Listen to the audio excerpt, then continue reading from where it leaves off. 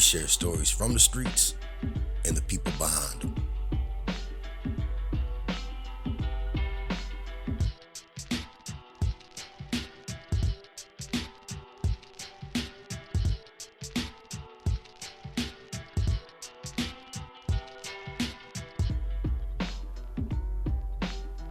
In the 1970s, early 80s, our whole system just wasn't prepared for that mass influx of refugees, and the police department definitely didn't know how to deal with them. When I first started working with Southeast Asian gang members, I'd pull them over. I was very polite. They'd say, "Yes sir, no sir," did exactly what you wanted them to do. And you go away feeling, what a nice kid.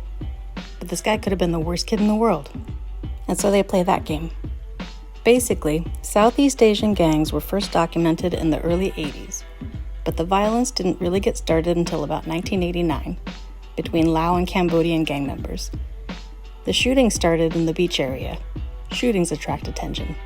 Maybe I should go back to the very beginning.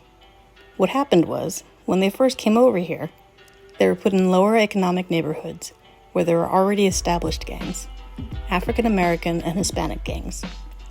And so as they're going to school, because they were different, they were constantly being teased and picked on.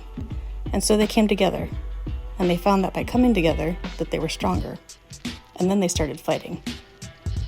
Who did they fight? Pretty much everybody. When they were at school, they were Asian. They identified with each other. There wasn't a lot of problems amongst themselves, and so they started coming together to protect themselves. They went to Crawford, Horace Mann, Gompers, Lincoln, Kearney High School, Linda Vista. We're talking about 3 main areas in the early 80s. And recently, we're talking about a 4th area.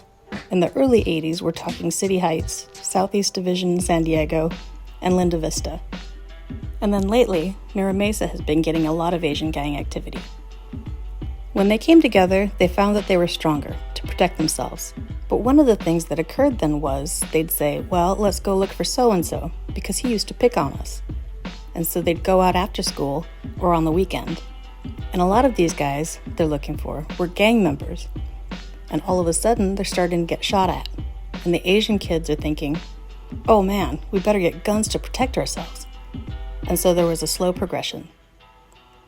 And back in 1989, what happened was, between Cambodian and Lao gang members, they were at the beach.